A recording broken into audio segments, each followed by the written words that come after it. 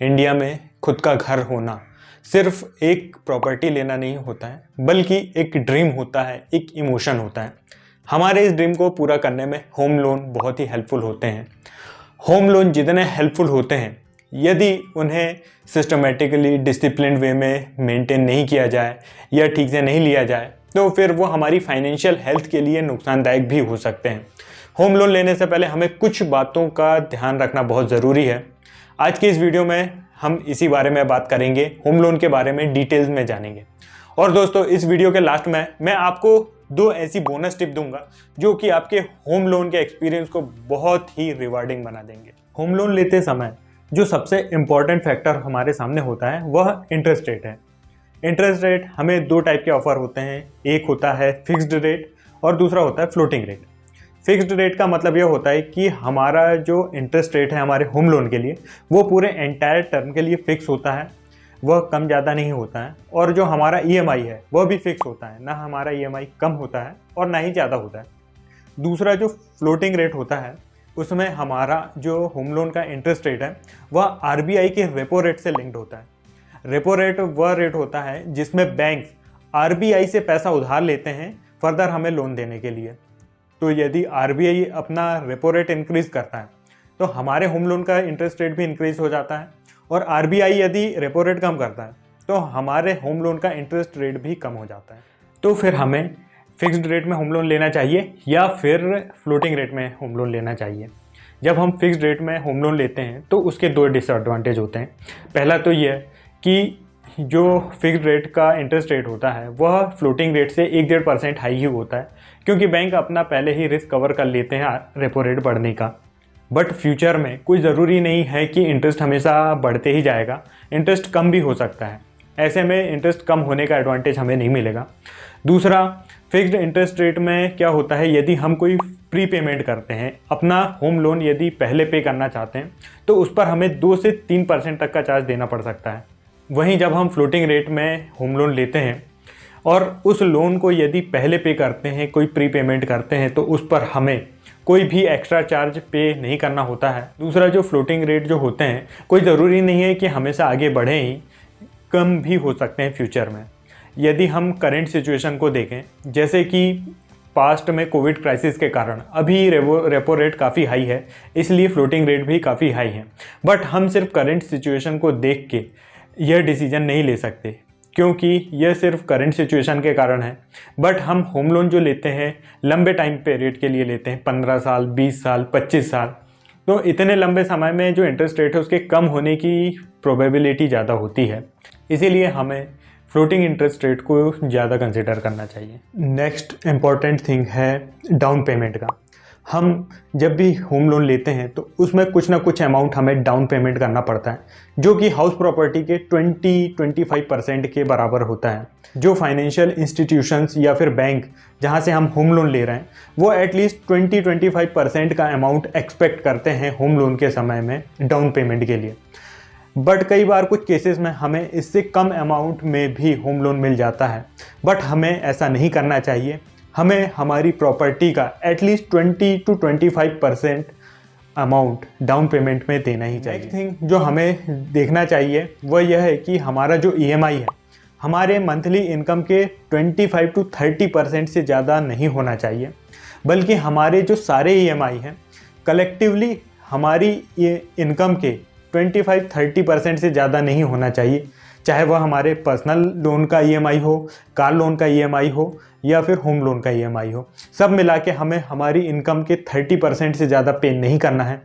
यदि हम ऐसा करते हैं तो कई बार फिर हमें हमारे day to day expenses manage करने में बहुत दिक्कत होने लगती है। कई बार हमें ऐसा लगने लगता है कि यार हमने अपना ड्रीम हाउस बना के कोई गलती तो नहीं कर दी। चौथा पॉइंट है होम लोन के टेन्योर का। हमारे होम लोन का टेन्योर जितना ज़्यादा होगा हमें उतना कम ईएमआई पे करना होगा और उतना ही ज़्यादा इंटरेस्ट पे करना होगा।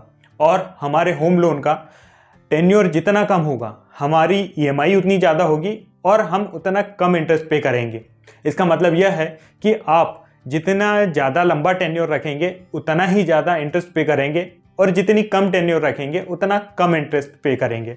एग्जाम्पल के लिए देखते हैं, मैंने एक 50 लाख का होम लोन लिया है जिसका इंटरेस्ट रेट 8% है, जिससे हम देखते हैं कि अलग अलग टेन्योर में हमें कितना इंटरेस्ट देना पड़ेगा। यदि हम 30 ईयर्स का टेन्योर लेते हैं तो EMI 36,688 रुपीज़ होगा। टोटल पेमेंट हम करेंगे 1,32,07,762 रुपीज़, जिसमें हमारा इंटरेस्ट का कंपोनेंट 82,07,762 रुपीज़ होगा। लेकिन यदि हम 25 ईयर्स का टेन्योर लेते हैं तो हमारा EMI होगा 38,590 रुपीज़।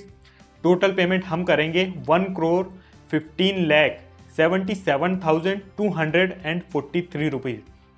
इस केस में हमारा इंटरेस्ट पेमेंट होगा 65,77,243 रुपीज़।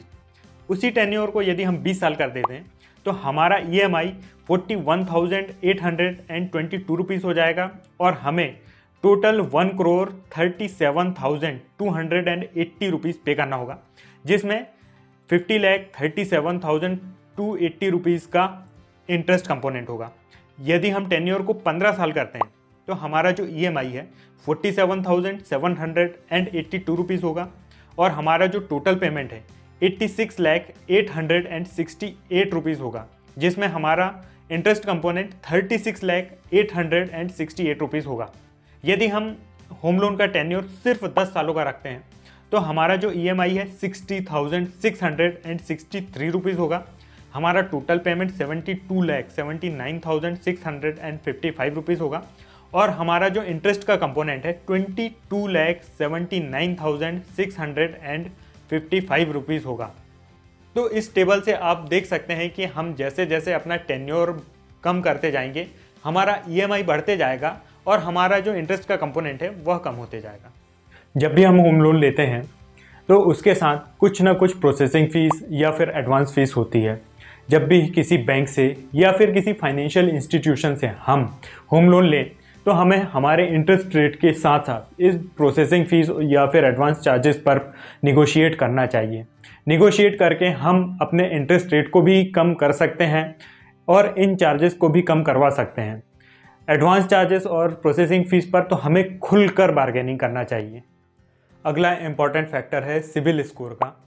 यह एक टाइप की क्रेडिट रेटिंग होती है जो कि रेटिंग एजेंसीज हमें देती हैं हमारे फाइनेंशियल लेन देन के हिसाब से, और सिबिल स्कोर के बेसिस पर ही यह डिसाइड होता है कि हमें होम लोन मिलेगा या नहीं मिलेगा और कितने इंटरेस्ट रेट पर मिलेगा। यूजुअली जो सिबिल स्कोर होता है वह 300 to 900 के बीच में होता है। यदि हमारा सिबिल स्कोर 300 to 550 है, इसका मतलब कि हमारा सिबिल स्कोर बहुत ही पुअर है और हमें लोन मिलने में बहुत ही दिक्कत होगी। यदि हमारा सिबिल स्कोर 550 to 650 है तो यह एक एवरेज सिबिल स्कोर माना जाता है। यदि सिबिल स्कोर 650 to 750 है तो यह एक गुड सिबिल स्कोर माना जाता है। यदि 750 to 900 800 के ऊपर है तो यह एक एक्सीलेंट सिबिल स्कोर माना जाता है और ऐसे समय में हमें लोन मिलने में दिक्कत नहीं होती। हमारा सिबिल स्कोर बहुत ही इंपॉर्टेंट फैक्टर है हमारे होम लोन के इंटरेस्ट रेट को डिसाइड करने में। हमारा सिबिल स्कोर जितना अच्छा होगा, जितना हाई होगा, हमें उतने ही कम इंटरेस्ट रेट पर होम लोन मिल जाएगा, क्योंकि हमारा सिबिल स्कोर जितना हाई होगा बैंक को उतना ही कम रिस्क होगा हमें लोन देने में। जब भी हम होम लोन लेते हैं तो उस होम लोन के साथ बैंक वाले या फिर हमने जहाँ से भी होम लोन लिया है वह एक इंश्योरेंस पिच करते हैं जो कि होम लोन इंश्योरेंस होता है। यह बहुत ही इम्पॉर्टेंट और बहुत ही चीप इंश्योरेंस होता है जो कि हमारे होम लोन को प्रोटेक्ट करता है।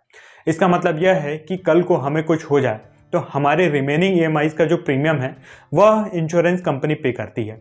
लेकिन कई बार क्या होता है, बैंक वाले हमें यह इंश्योरेंस ना दे करके कोई इन्वेस्टमेंट प्रोडक्ट दे देते हैं जिसमें इन्वेस्टमेंट का कंपोनेंट होता है, उसका प्रीमियम बहुत हाई होता है। तो जब भी हम होम लोन लें तो इस बात का ध्यान रखें कि उसके साथ में यदि जो हम इंश्योरेंस ले रहे हैं वह प्योर होम लोन इंश्योरेंस हो, उसके साथ कोई भी इन्वेस्टमेंट का कंपोनेंट ना हो। यदि आपने टर्म इंश्योरेंस ले रखा है और उस टर्म इंश्योरेंस के कैलकुलेशन में आपने अपने होम लोन की कॉस्ट को पहले से कैलकुलेट किया था तो आप इस इंश्योरेंस को अवॉइड भी कर सकते हैं। चलिए अब बात करते हैं बोनस टिप की। दोस्तों, यदि आप अपने होम लोन में ज़ीरो इंटरेस्ट पे करना चाहते हैं तो आपने जितने अमाउंट का होम लोन लिया है उसके 0.1% के बराबर अमाउंट की SIP करते हैं अपने होम लोन के टेन्योर तक, तो आप जितना भी अमाउंट पे करेंगे इंटरेस्ट में उतना अमाउंट एक्वायर कर सकते हैं। एग्जाम्पल के लिए यदि आपने 50 लाख का होम लोन लिया है 8% इंटरेस्ट पे, तो आपकी EMI समवेयर अराउंड 42,000 होगी। यदि इसके साथ आप 5,000 रुपये और इन्वेस्ट करते हैं किसी अच्छे म्यूचुअल फंड में, तो होम लोन जब आपका ख़त्म होगा तो उस समय आप जितना भी इंटरेस्ट पे कर चुके होंगे उसी के बराबर का अमाउंट आप अपनी SIP से एक्यूमुलेट कर चुके होंगे। यदि आपने कोई होम लोन 25 सालों के लिए लिया है, आपकी जो EMI है, यदि आप उस EMI को हर साल 10% से इंक्रीज़ करते जाएंगे तो आपका जो 25 साल का होम लोन है वह 13.5 ईयर्स में ही क्लोज हो जाएगा। और यदि आप हर साल एक एक्स्ट्रा EMI भी पे करते हैं इसके साथ साथ, तो आपका जो 25 साल का होम लोन है मात्र 10 सालों में ही क्लोज हो जाएगा।